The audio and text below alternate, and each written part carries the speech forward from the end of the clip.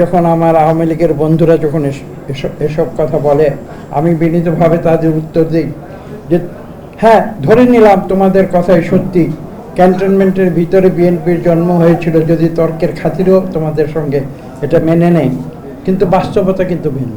বাস্তবতা ভিন্ন, সেটা কি? আমি উত্তর দিই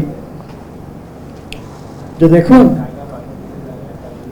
সারা বিশ্বে আমরা তো অনেক মিলিটারি শাসন আমরা দেখেছি। তারা কি করে?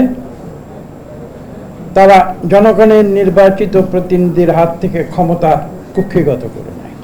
এটাই তো সৈনিক সামরিক শাসন আমরা যাকে বলি, তার অর্থ তো সেটা। টাইলক্স টয়লেট ক্লিনার, যার অ্যান্টিব্যাকটেরিয়াল এজেন্ট টয়লেটের কোনায় কোনায় পৌঁছে 99% জীবাণু ধ্বংস করে। তো গণতন্ত্র থেকে সরে গিয়ে যে সামরিক শাসন অথবা আমরা যেটাকে বলি অগণতান্ত্রিক যে প্রক্রিয়া, সেটা তো হতেই পারে, সেটা সৈনিকেরা করে। কিন্তু আমি যদি আওয়ামী লীগকে বলি যে আমি যদি এই প্রশ্ন করি যে আওয়ামী লীগ তো একটি গণতান্ত্রিক দল ছিল, আওয়ামী শব্দের অর্থ জনগণ, তাই না?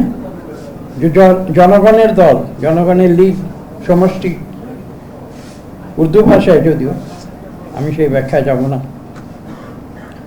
তো আওয়ামী লীগ কেন গণতন্ত্র থেকে 11 মিনিটের ব্যবধানে জাতীয় সংসদের ভেতরে গণতন্ত্রের কবর রচনা করে একদলীয় শাসন আওয়ামী লীগ কায়েম করেছিল কেন?